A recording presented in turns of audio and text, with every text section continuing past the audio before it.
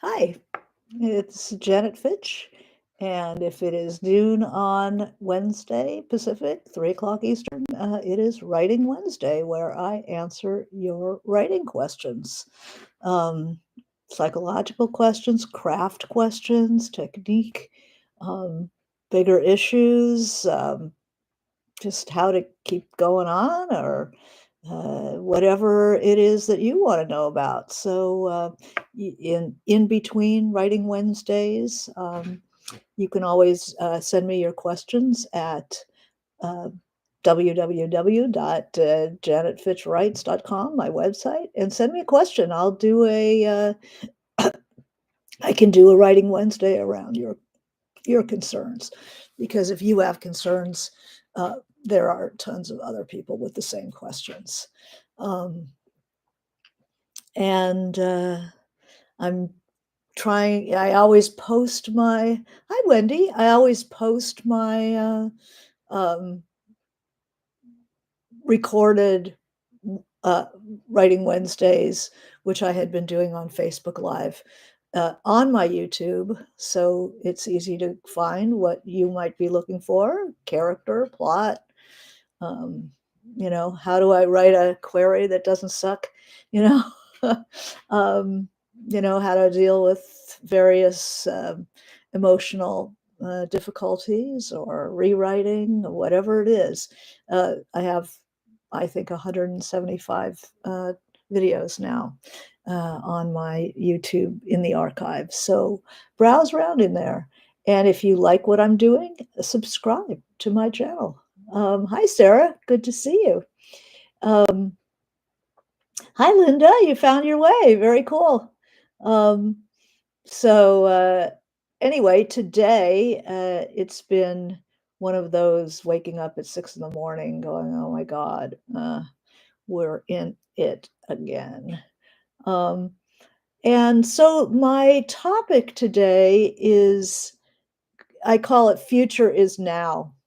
This is the future. It's arrived. We're not waiting for it. We're not speculating on what it's going to be. It's here. And so I thought we would talk about the future, and how, as fiction writers, hi Amy, how as fiction writers we deal with the future, which is here, which is now. Um, there's, of course, the three animal reactions to any kind of severe stress: a fight, flight, or freeze. Um, Freeze always being the most desperate one. That's what happens right before the end for an animal. Um, Fight and flight is much better. But how does that translate into fiction? Um, what do we do with this moment as we're describing it? People in revolution, I wrote 2 books about the Russian Revolution. We lived through it. I lived through it longer than the revolution took. Um, I noticed that in the writing in the period, um, poets are faster. They deal with things right as they come up. Um, and so if you are inclined to writing poetry, it's a really good time to couch the immediacy of what's happening in poetry. Essays, obviously, there's going to be a great deal of opining and writing of essays right now. It's a great time for that, but we're talking about fiction. What about fiction in extreme times like this, where things keep changing and changing? It happens so fast. How are you going to write about this? Or how is this going to affect your writing? So I thought today we would talk about the future, the future in our work. And this is the future. We're living in the future. We're not wondering what the future is going to be like, because now we're seeing it live. This is the future. And what is a how do we respond? What are different ways in which we can respond to the moment? We can uh, we can avoid it, write about people in carriages and long dresses and completely put our heads in the sand. Um, but that's not going to be what today's Writing Wednesday is about. We're not writing about how to avoid the present moment. It's pretty obvious that we're going to get a slew of work having to do with the past. But often dealing with the past is a way of dealing with the present because it's a way of, the writer tends to pick a period in which what's happening now speaks through a time of the past. So in writing about the Russian Revolution, um, we're, I'm looking at things going on today, the Bolshevik Revolution. I mean, if this isn't a Bolshevik revolution happening right now, I do not know what it is. The ideologues getting in, firing the people who know how to do stuff. I mean, not really caring whether it's what's the best for the people, but everything is excused by some vision of the future that they're shaping. They come in with a program, and but what happens is, as it goes along, of course, the program changes, and the loyalists have to make sudden shifts to follow the leadership wherever it takes them. I think that's very interesting. I feel like so take a look at the Bolshevik Revolution in the Revolution of Marina M. And Chimes of Loth Cathedral if you want to see some parallels. But let's talk about our moment. And in our moment, the how would you describe an unfolding political situation like is happening now? How do you even catch it by the tail? It doesn't stand still. It's still going. In any revolution, a day is like a week is like a month is like a year, and it just keeps changing. Novelists have a hard time. It takes us a while to catch up to events, to digest them. Um, I note that I was looking at when certain uh, volumes of work were published. I noticed that a 1984 was published in 1949, so 4 years after the end of the war, of World War II. Digesting what happens in an authoritarian regime took him at least 5 years, if not 6, if not 7 years. I don't know when he started it. Um, Sarah says, I'm writing about a relatively contentious year in US history, 1919, and it can't help but be viewed through the lens of 2025. Fiction is always the product of the present in which it is written, even historically. Exactly. Exactly. Uh, and it is also, I feel like people turn to, at moments like this, surrealism. Kafka really gives you the feeling of the autocratic moment in a way that maybe an overtly political novel might not have if he tried to write something overtly political. Um, He it's the claustrophobia, the nonsensical running around of the average person kind of trapped in that world. The judiciary is trapped, the average person is clueless and helpless, and what that feels like. So that's what he's translating into the surrealistic work. Um, it took Pasternak. Dr. Zhivago describes the progress of the revolution, just pretty much the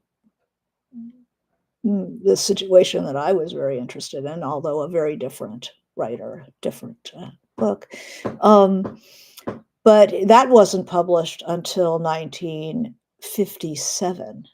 So he is describing events in 1916, 1917, 1918.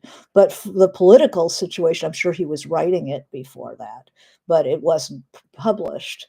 Um, it had to be stolen out of the West, I mean, out of the East, and published in Italy first, I believe, and then eventually went back to Russia under wraps.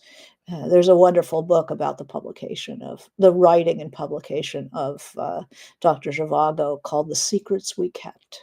Um, it's kind of th- it's a bit of a thriller. It's an East-West story, and it has some very interesting devices in it too. It has a group. The chorus is the typists at the CIA in the 50s, and they're always we and what we did, what we thought, and it it talks about the CIA involvement in getting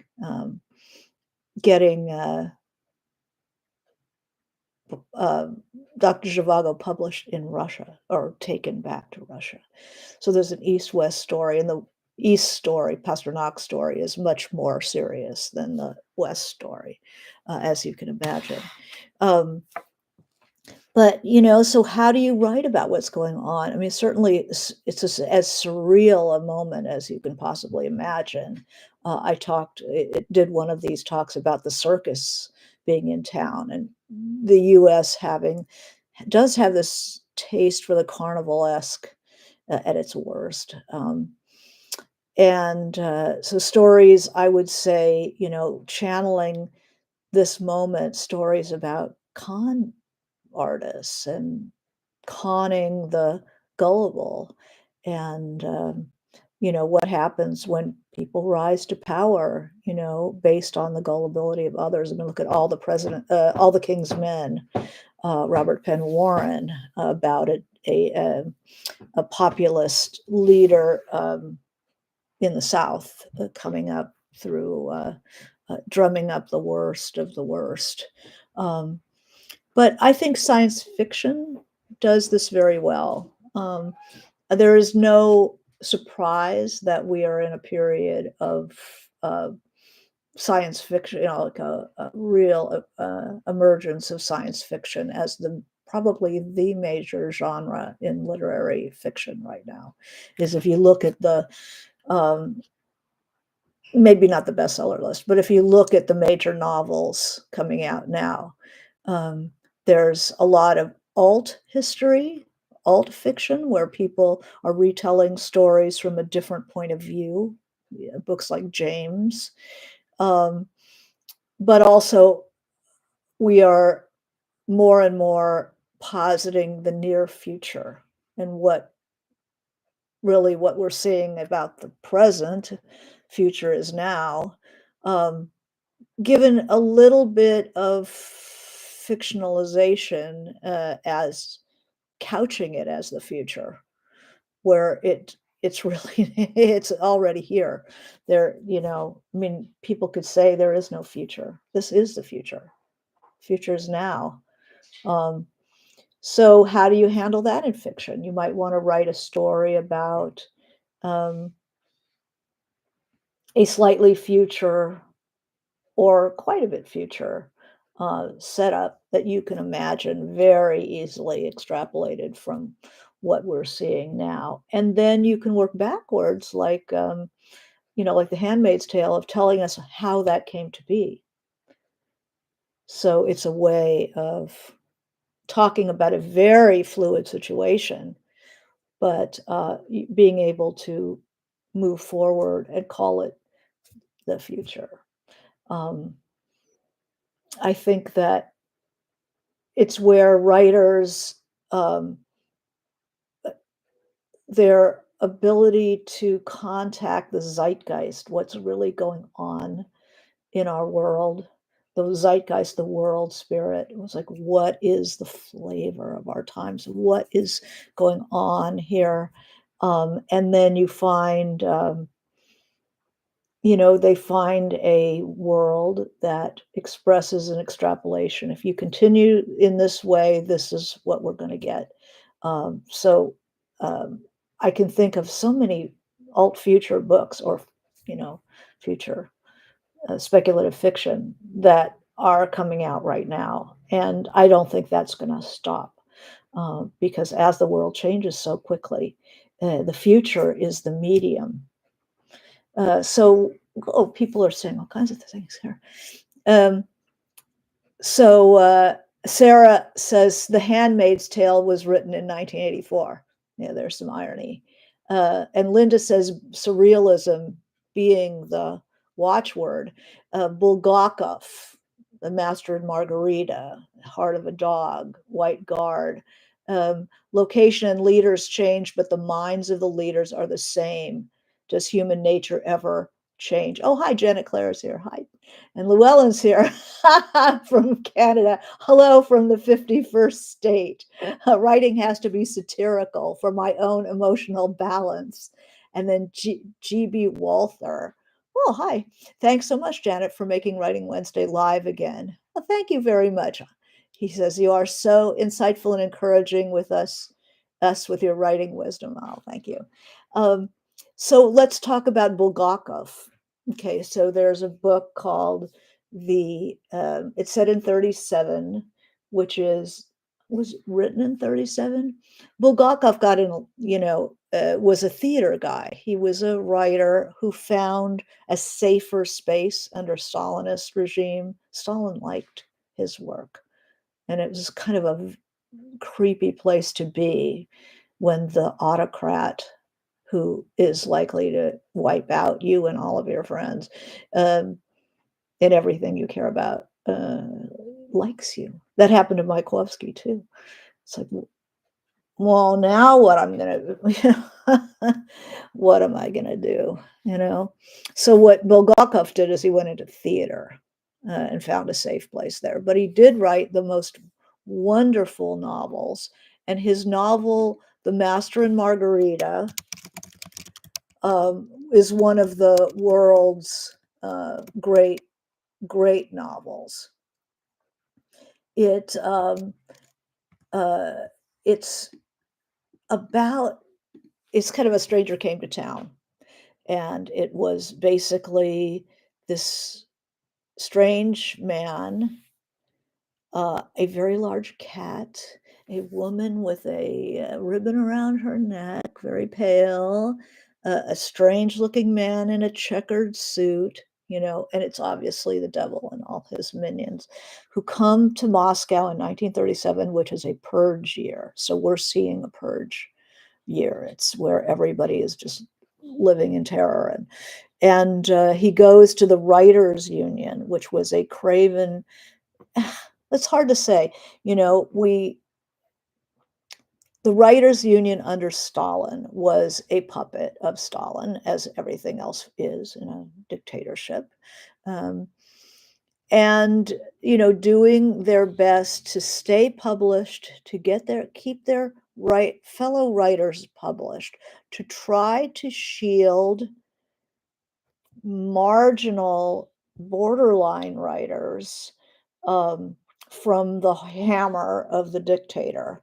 So they're like begging their more out there people to kind of pull it back so we can all stay in business here. Um, and having a very hard time with the most controversial, because once they're out of the writers union, they can't publish anymore. So are you a writer, and how are you going to get work? You end up working, um, sweeping the streets, stuff like that.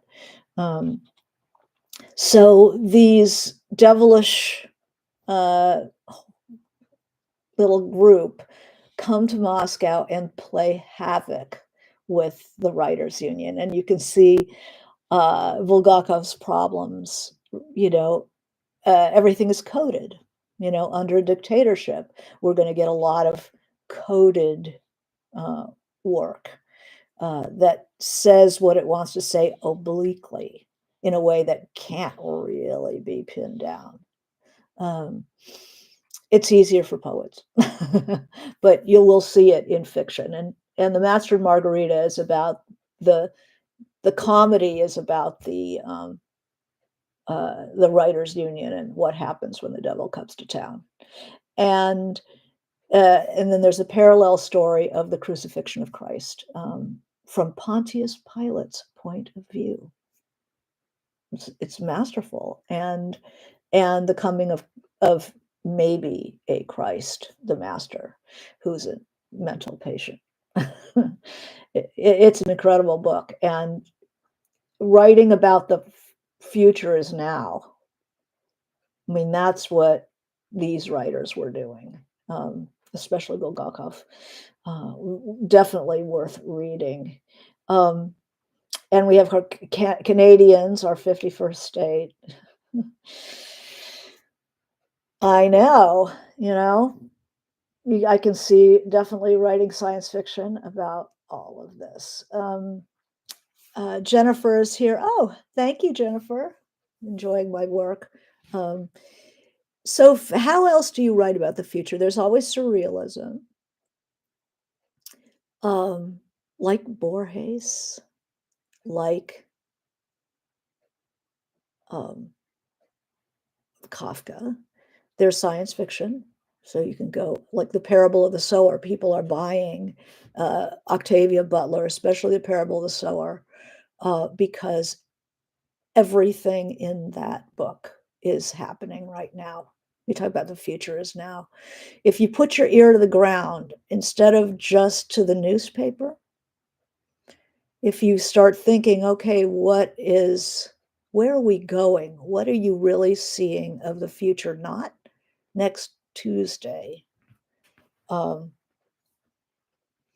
but what are you seeing in 10 years? What are you seeing in 20 years? What's the logical outcome of all this? And then you can work backwards if you want to show how it came to be. I think there's going to be a lot. I think that's going to be a rich field right now, is writing about the present in, and then what do we see in 10 years? Um, I have an old sci-fi story that I never did publish. It was a shame. Um, that's set in the fairly near future, um, where the Earth is owned by 5 companies. Everything on Earth is 5 companies, and they have huge domes, and if you don't work for one of the companies, you're out. You're out in the cold. And I reread that, and I'm going, "Oh my god," "is that coming?" Yes, you know? Yes, all kinds of stuff, and it's an interesting way to go to work with what's happening, and, instead of trying to chronicle, and some people are just chronicling things. I mean, Heather Cox Richardson, she is just chronicling almost as if it's a letter to the future now, her letters from an American. She, she does just telling you what happened today. She's an historian. And I could see fiction, an historian in the future, talking about what happened and where we are now. And, maybe they're in jail. My character was. Um, that, just even the remembering is illegal. Certainly, Stalin whitewashed characters out of history right and left. I mean, authoritarians do. I mean, it's already happening here now. The end of, no Black History Month. You have to take these figures out. And when people punk them and actually do it, and everybody gets upset, it's like, oh, you're taking us too literally. Well, duh, of course we are. But how would you deal with that in fiction? How would you deal with a moment like this? Very political works are often, uh, so Llewellyn says Bukharin could be in modern time, could be Musk. No, Bukharin would be when Musk is president or whatever dictator in chief, Bukharin would be writing an America in which something comes to be devil that figure. Um, Amy says, I just started following her. Octavia Butler? Um, Amy? Just started following who? Then Zunaid. Hi, Zunaid. Good to see you and happy about the long game. Yeah, that's an aside, is that the film version of my short story, The Method, comes out on Valentine's Day, and it'll be in theaters and it'll be streaming. So, in Valentine's Day 2025, in case people are watching this in the future. So, uh, GB Walter, are you GB? Is that how you like to be called? Are you, oh, Heather Cox Richardson, Amy was saying. So, GB Walter asks, so are you including fantasy under the banner of sci-fi? The reason I ask this is because some of the most contemporary commercial authors have been spinning fantasy novels. I think fantasy would be, you could have the same issues about kings and witches and so forth, and couch the same observations. I mean, certainly in the court of King Ra-Un, there could be, an aging, demented king, the grand vizier who is uh, power crazy, bringing in these little warlocks who have no idea how the great kingdom of Ra-Un was created and have no affinity to it whatsoever. And, yeah, you could play this whole thing out in fantasy as just as well as sci-fi, but people are doing it. The future seems to uh, prefer the the alt future or the futuristic side of things because it's connected to the present, whereas fantasy tends to say, okay, in another world.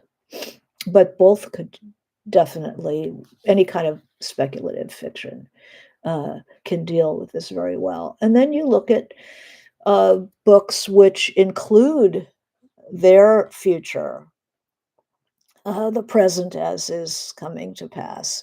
Um, when you have a book like Under the Volcano, Under the Volcano is about the British consul in Mexico drinking himself to death on the Day of the Dead, 1939. Well, 39, we're on the brink of World War II.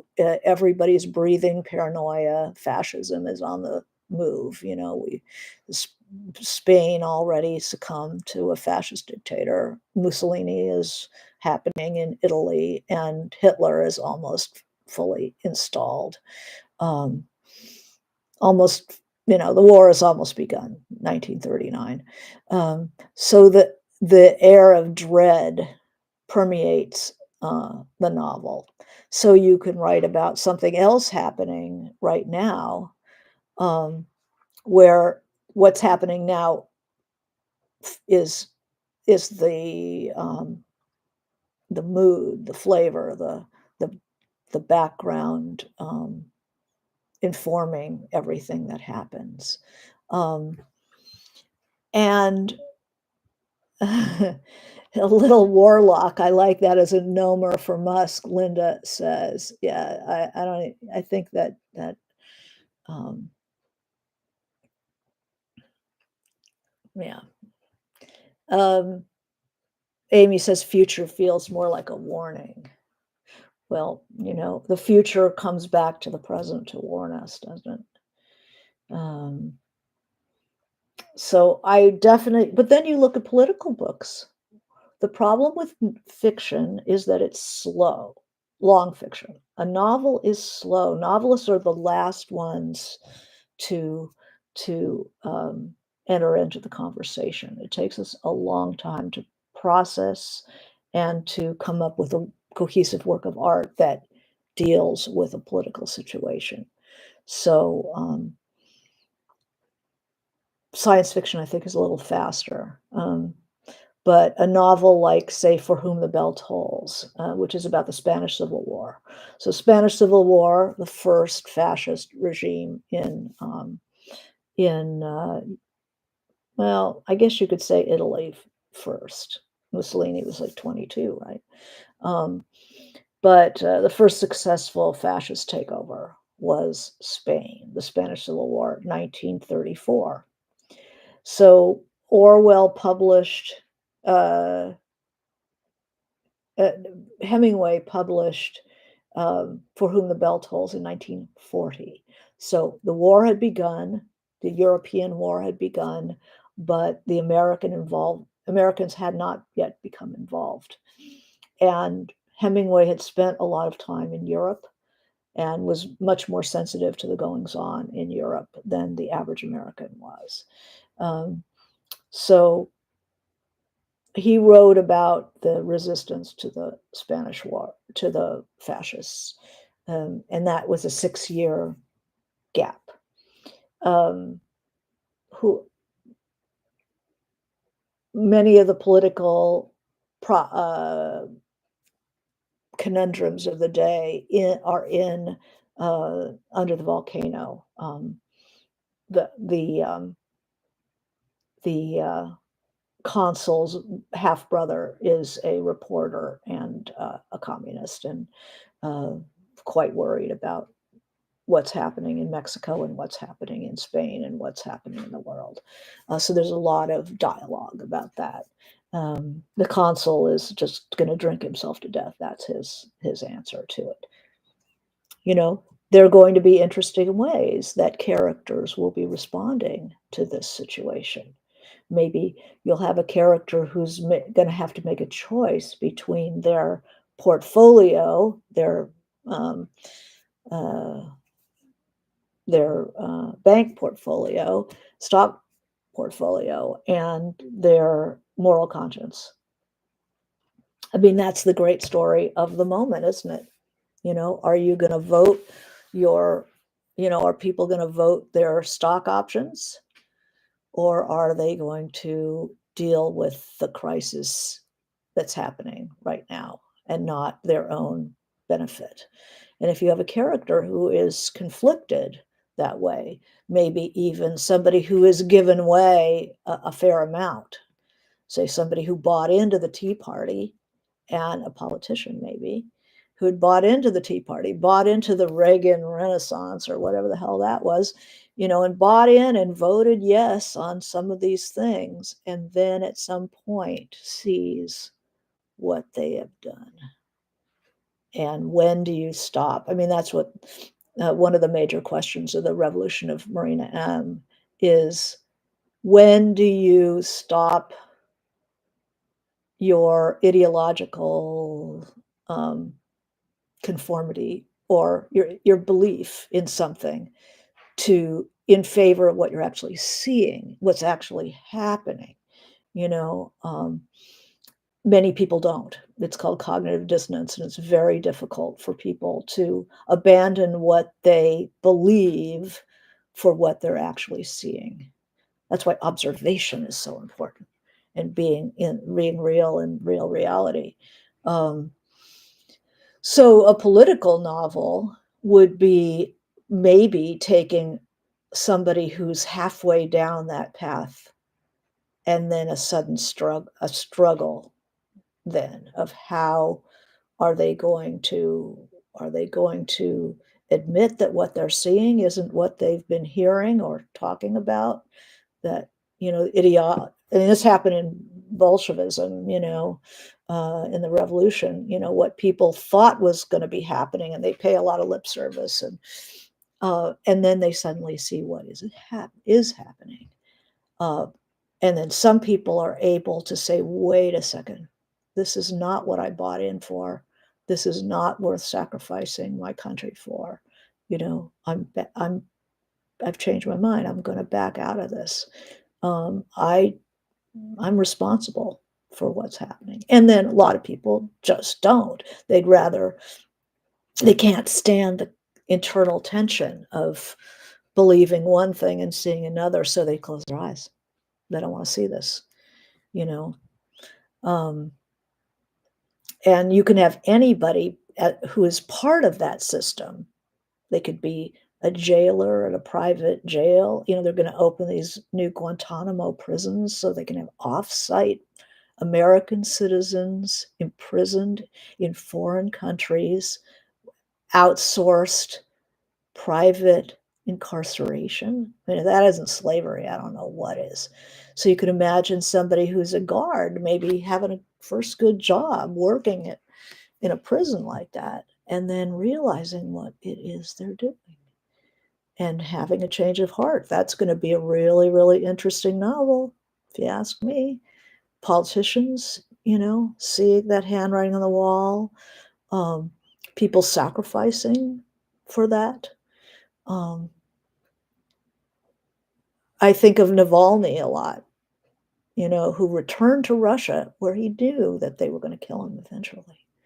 But he had to go back to stand up to the power, and people, whatever it takes for people to stand up, a good novel, if people are still, exposing themselves to those difficult questions. That's going to be literature of our time. So Llewellyn says MASH was a way of showing the war in Korea as a satire of Vietnam, or a commentary of Vietnam. Many ways to find historical events that parallel today. Absolutely, um, you know, but it takes that takes a while to get into that, and you can do also micro and macro. What you see on a personal level, what happens on a personal level, say in a school, you have this situation where there's a takeover of the school by, say, some ideological um, influences on the school board. Like, we haven't seen that, right? We're seeing it all the time. And maybe the principal decides not to back down, or somebody decides not to back down. And then what happens? Sometimes you end up with what I call uh, the One Flew Over the Cuckoo's Nest ending, which is where the protagonist doesn't make it, but somebody watching what the protagonist did and the sacrifice they made is able to pick up the torch and carry on. I love that ending. I think that is so one of the great endings of any book, um, is the ending of Cuckoo's Nest, um, because they don't even have to live to carry the torch on. Uh, and then you can have utter bleak European cynicism, like the end of Chinatown. That was supposed to be the Mrs. Mulwray. The detective saves her and the girl, and from the corrupt grandfather who owns all of LA and so forth. And Polanski, having lived through the war in the hardest way possible as a child, and the Europeans don't have an optimistic attitude about this kind of thing. Corruption is real, and its harm is real and ongoing. And so um, Polanski read that script and said, "No, that's not how it ends." From his point of view, because he wasn't an American and he wasn't trying to make everything all better. He just showed how corruption wins. And the mother dies, the daughter is taken away, and the detective is just stuck with the world as it is. So you can go either way. You can go cynical, or you can, but even the cynical ending inspires people to try to address that and not recapitulate that. Um, but the optimistic ending is where even if the hero doesn't make it, somebody does. And the important thing is that somebody does, and somebody's been inspired by that.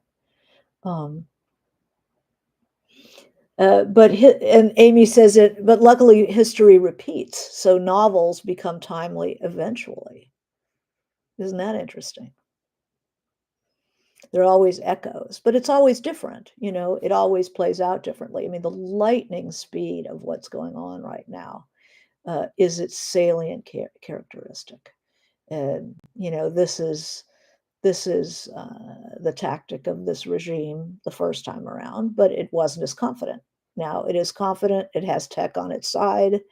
Um, you know, we're seeing, perhaps this would be a moment to talk about the way the Roman Republic became an empire as the you know the first working republic doesn't make it, the ways in which the democracies die. You know, it's a very fragile thing, and that has occurred in history. If you want to go back in history, but I'm very interested in the science fiction aspect of this and couching the future, talking about the future. Uh, I mean, how is tech going to be? Every new technology um, changes political and social situation. The invention of the printing press, probably one of the most powerful things that's happened in Western civilization, technologically. Until recently, we lived in the world of the printing press, and the power of the press was a democratizing influence, because instead of handwritten things that had to be passed and passed and passed, suddenly the average person could learn to read, and could read. Originally, it was to read the Bible, that the average person could read their own Bible instead of being having to have a priest who had the knowledge, and then the people just heard what the priest said and could not address the text themselves. Suddenly they could read. They could read the Bible. Well, reading leads to more reading. So first there's the Bible, and then there's newspapers and novels and the printed word. Now we're in another age, another transition of technology to AI, not only to the information age, which has been with us for a while, but now that we have AI, we have machines. They're not machines. They're technologies that can replace the human being. A small number of people can step in and disrupt the lives of millions and millions and millions of people without a vote, without a approval of anybody. The attack on democracy it's so fast, and it doesn't require very many people at all. It's the plan, and the will to do it, and the arrogance to do it, and the the lack of respect for anyone and everyone, just the lack of respect. Um, so let's see what we say. Wendy says, I'm reading Marina M. now, the Russian Revolution novel, and it's comforting during these times. Yeah, to show that this has happened before, and this is how it happens, and people are living through it. Um, it's both reassuring and eye-opening, because you start to see what you're seeing and understand a little better the techniques that are being used, the way language is being changed subtly. So now anybody who's not a white guy is DEI. Well, screw that. We're just, we're half the country or more. more than half the country, you know? Um, so Linda's she's missed me. Yeah, I'm off Facebook, pretty much. So my YouTube is where it's happening for me. Um, uh, so I've missed Roman Republic. Can you recommend a few titles illustrating the downfall of democracy? Well, gee, I think that uh, Marina M is there is a moment of democracy. Russia has a very different background. Our form of government comes out of the Enlightenment. So these are people like Voltaire and Rousseau, and the idea of the basic rights of man, and this whole movement in French intellectual culture that spawned it spawned the French Revolution. It spawned our revolution. Our founding fathers were all Enlightenment figures. They had read all of this literature, and they'd really thought about how do you create a society that benefits people, the mass of people, a participatory society without a king, that people could rule themselves, self-rule. Um, Before the Enlightenment, people didn't really think people, average people, could do that. But they had the printing press. These average people could start to read, debate, think for themselves, you know. And our country comes out of that tradition. And what's happening now is that the ideals of the Enlightenment are fading and being replaced by authoritarian ideas. This is the danger of all these charter schools, private, this religious schools. Instead of learning something about our culture, it's wiping that clean. And I'm just going to teach my children about the Bible and a couple other things and how to load and reload, this stuff, but not necessarily the depth of thought that has permeated our culture. That we used to take classes in citizenship when you were a little kid. You took citizenship and you took social studies and you learned how the government worked and you learned all the work it took to build our society that's being torn down so quickly. So, but as far as fiction goes, you know, who's your, where do you place your fiction? Where do you want to place your protagonist? I always think it's very interesting to have a person on the wrong side who kind of wakes up and has to struggle to absorb what they're seeing, what they're actually seeing, and let go of what they've been told and what they too have parroted over the years.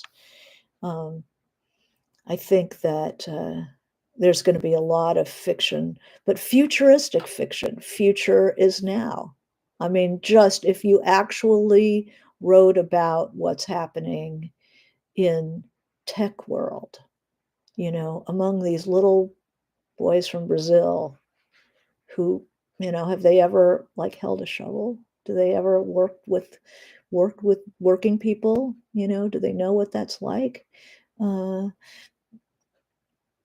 uh, and then getting through to one of them, you know, that would be a really, really interesting book. So I say go towards, definitely don't stick your head in the sand necessarily. There are ways that this is going to come through in fiction. I mean, you can stick your head in the sand if you want. You can write whatever you want, whatever you're working on. But if you feel that it's time to address what's happening, that you want to, but you're going like when things are happening so God, I sat on my glasses and they're all funny. um, if you're it challenged to write about the present, you know, um, I could, we talked about observation of characters in the news last week, and you could certainly pick any one of that rogues gallery and use them as a character and just write a short story, challenge yourself. But to write about think about the future. Think, what are we looking at in 10 years? Go ahead and just give that a stab. Don't even try to write it. Just try to make some, write just do some free writing about in 10 years from now or in 20 years from now, what is our world going to look like? And then see what stories, like where's the entry point? How would you get into that story? So thank you very much for joining me for Writing Wednesday, and and um, February 14th, Valentine's Day, the movie. It's called The Long Game. My The adaptation of my story, The Method, is going to be out in theaters and on streaming, probably Apple TV, I think it is. But who knows? Look around for it. It'll be there. Just so keep writing, keep your chin up, and we'll see you next week. Okay, thanks.